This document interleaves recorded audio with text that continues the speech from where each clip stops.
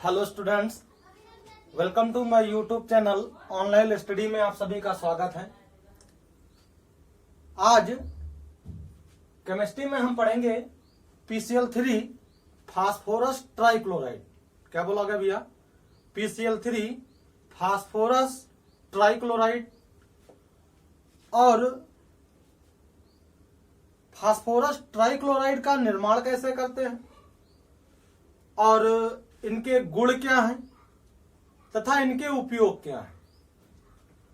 Video को शुरू करने से पहले सभी स्टूडेंट से एक रिक्वेस्ट है कि वीडियो को देखें और वीडियो में जो वर्क मिलता है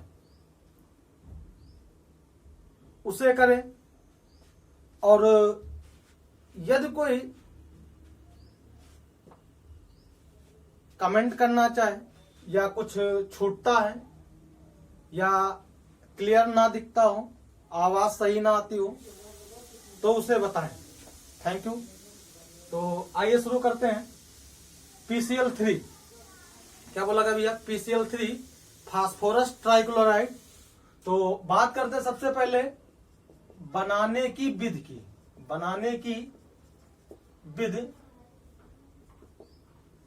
फास्फोरस ट्राइक्लोराइड को बनाने के लिए क्या बोला गया? फास्फोरस ट्राइक्लोराइड को बनाने के लिए वायु और नमी की अनुपस्थिति में सफेद फास्फोरस की क्रिया शुष्क क्लोरीन से कराने पर PCl3 का निर्माण होता है। क्या बोला गया भैया? कि वायु व नमी की अनुपस्थिति में सफेद फास्फोरस की क्रिया शुष्क क्लोरीन से कराने पर PCl3 का निर्माण या फास्फोरस ट्राइक्लोराइड का निर्माण होता है। क्या बोला गया? शुष्क क्लोरीन की क्रिया सफेद फास्फोरस से कराने पर PCl3 का निर्माण होता है। आइए देखते हैं इसकी संरचना।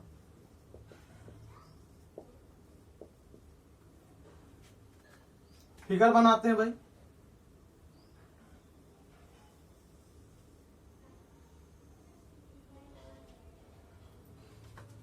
ये एक रिटार्ड, क्या बोला गया भैया? ये क्या है? एक रिटार्ड है।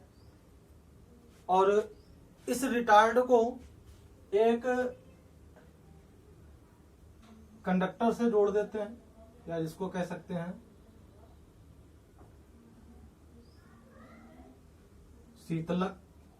क्या बोला गया भैया? कंडक्टर या शीतलक।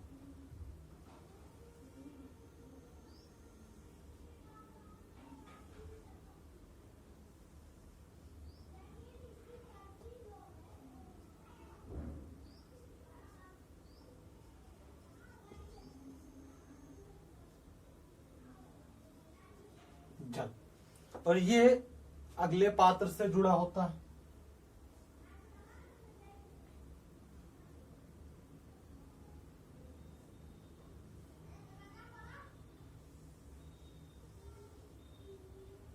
ये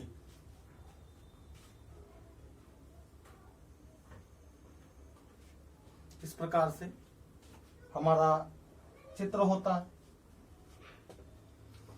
इसे हम एक स्टैंड के माध्यम से इसको हम खड़ा करते हैं।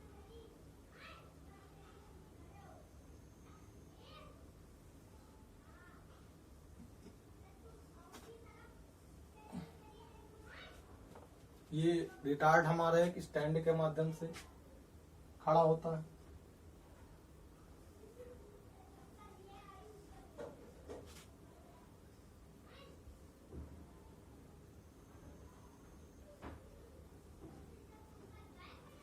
जी, फिगर को हम एक जनरली तौर पर समझ लेते हैं कि जो हमारा फिगर है ये क्या कहना चाहता है। और यहां पर एक सोडा लाइम ट्यूब लगाते हैं।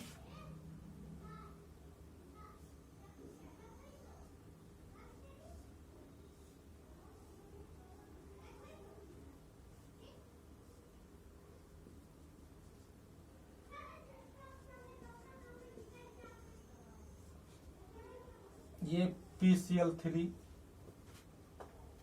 ये आपका वाटर है, जल, जो इसे ठंडा करने का काम करता है।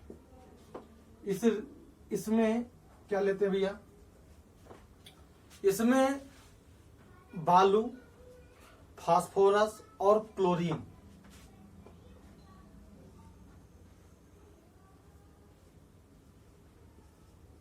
ड्राई क्लोरीन, शुष्क क्लोरीन, ये फास्फोरस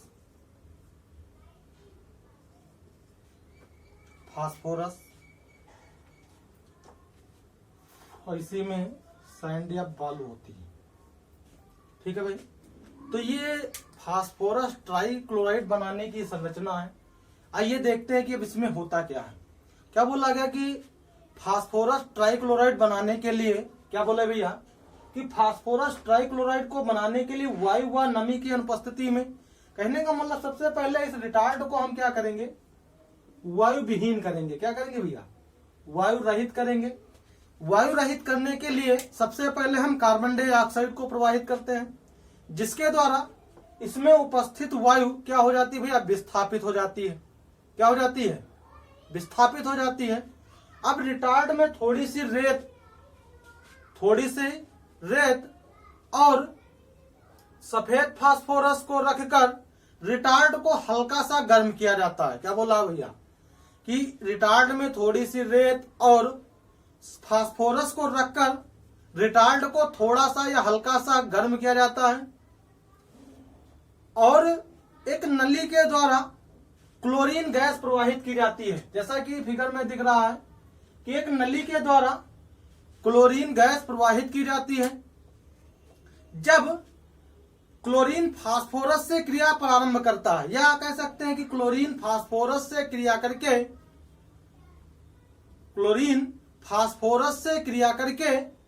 क्या बनाती भैया, PCl3 का निर्माण करती है। क्या करती भैया, PCl3 का निर्माण करती है।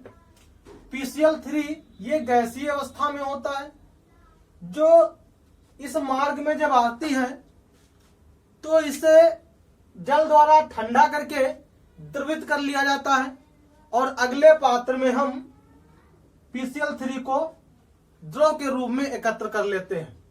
तो इस प्रकार से हम PCl3 का निर्माण करते हैं। फास्फोरस ट्राइक्लोराइड का सफेद फास्फोरस पर पुनः आसवन कराने पर फास्फोरस ट्राइक्लोराइड प्राप्त होता है। क्या बोला गया भैया, यदि PCl3 का सफेद फास्फोरस पर पुनः आसवन कराया जाए तो PCl3 का निर्माण हो जाता है। तो इस प्रकार से हम फास्फोरस ट्राइक्लोराइड का निर्माण करते हैं।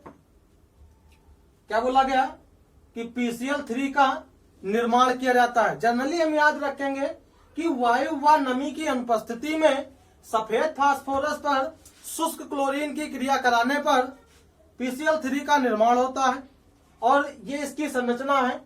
इस संरचना के माध्यम से हम इसको लिख सकते हैं।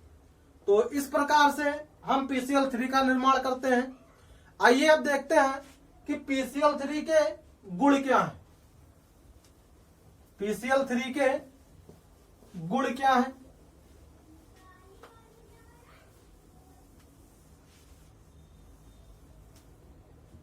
क्या बोला गया भैया, PCl3 के गुण। PCl3 के गुण, तो आइए बात करते हैं कि PCl3 के क्या क्या गुण हैं। क्या बोला गया भैया, तो सबसे पहले बात करते हैं कि फास्फोरस ट्राइक्लोराइड, क्या बोला गया भैया, फास्फोरस ट्राइक्लोराइड रंगहीन गतिशील द्रव है। क्या बोला गया भैया, कह सकते हैं PCl3 रंगहीन गंधयुक्त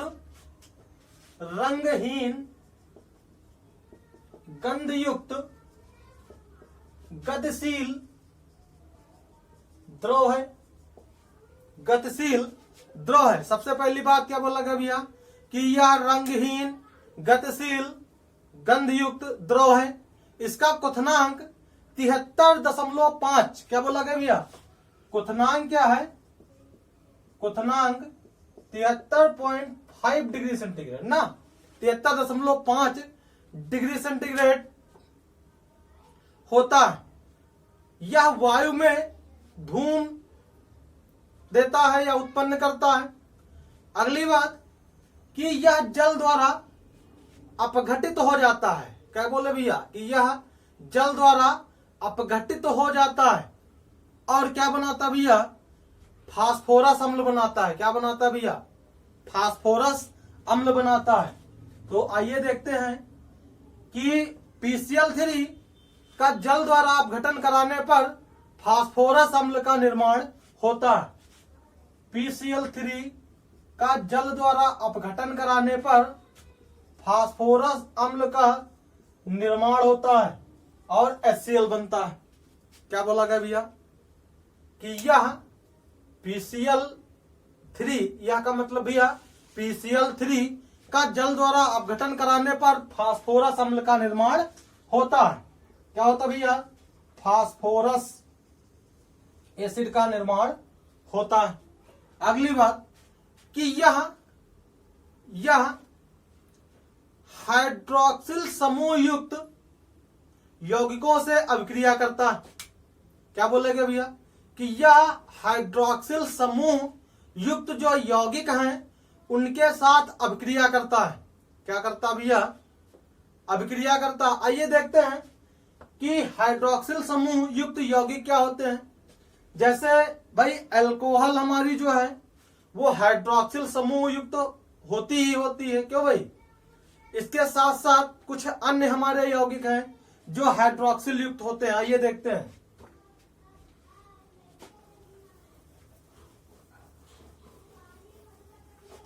सबसे पहले बात करते हैं अल्कोहल की।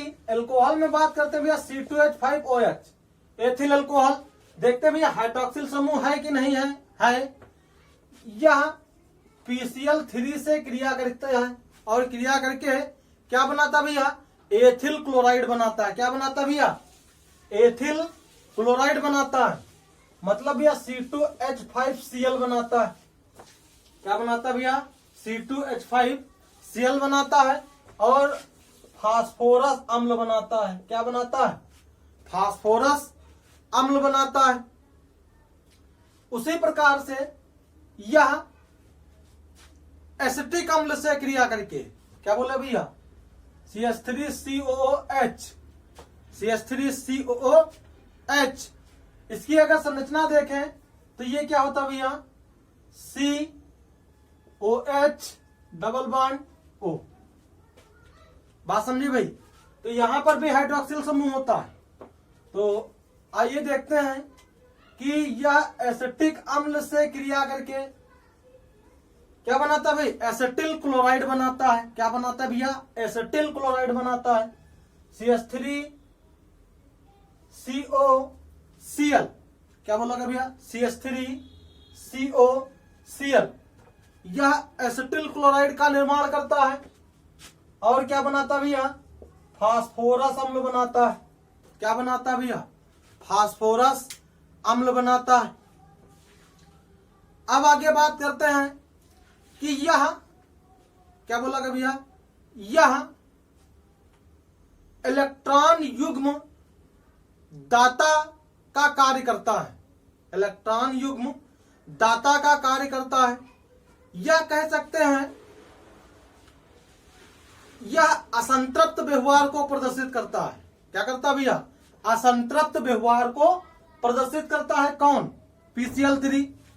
यह कह सकते हैं कि PCl3 ऑक्सीजन, सल्फर, क्लोरीन इत्यादि से बहुत ही आसानी से अभिक्रिया करता है।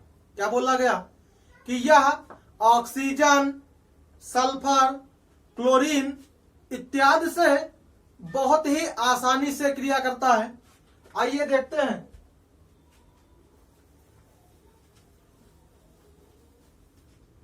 क्या बोला गया कि PCl3 ये ऑक्सीजन से, क्या बोला गया भैया, PCl3 ऑक्सीजन से,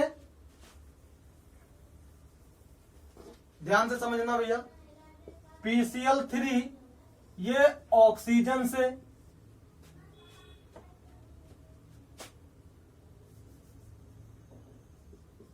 O2 से, और क्या बोला गया, सल्फर से,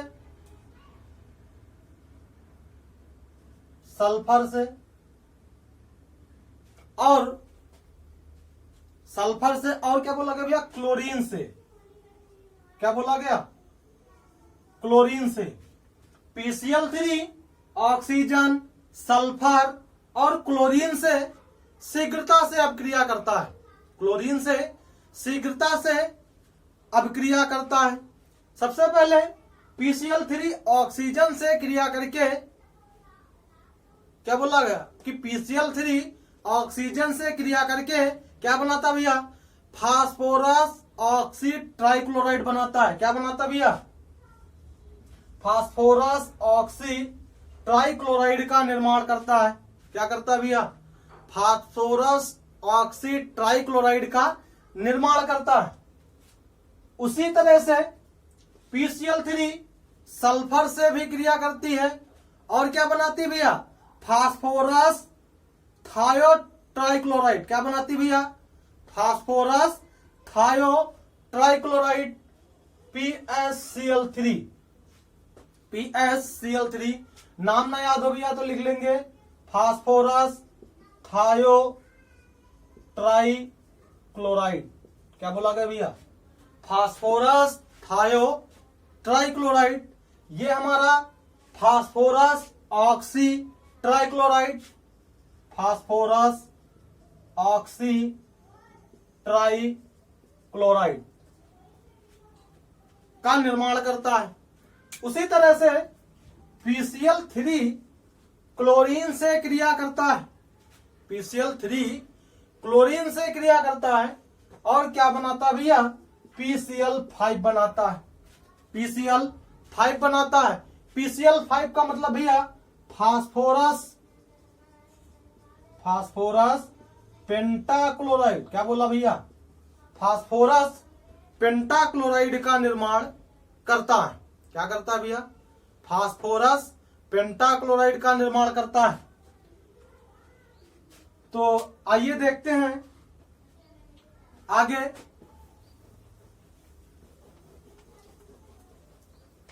कि PCl3, क्या बोला गया भैया कि PCl3 यह सल्फर क्लोराइड से, किससे भैया, सल्फर क्लोराइड से अभिक्रिया करके, सल्फर क्लोराइड से अभिक्रिया करके क्या बनाता भैया, ये PCl5 का निर्माण करता है।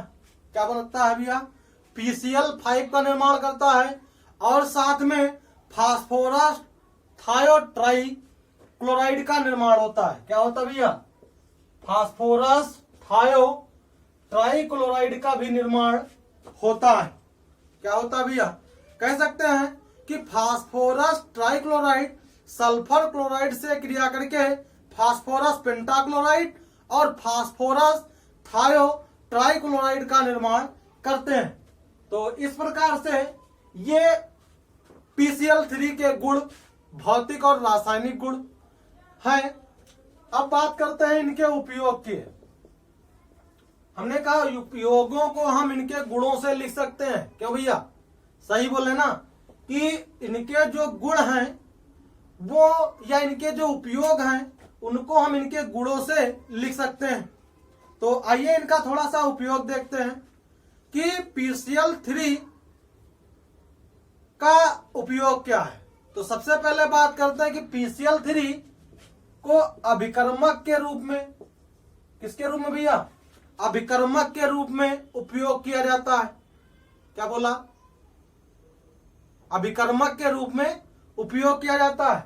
दूसरी बात अभी बताया कि एथिल क्लोराइड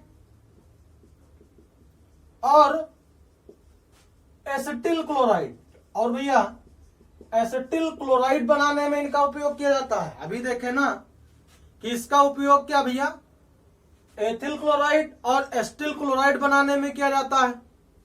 क्यों भाई, सही बोले। और साथ ही में इनका उपयोग हम संकुल यौगिक बनाने में भी करते हैं। क्या करते हैं भैया?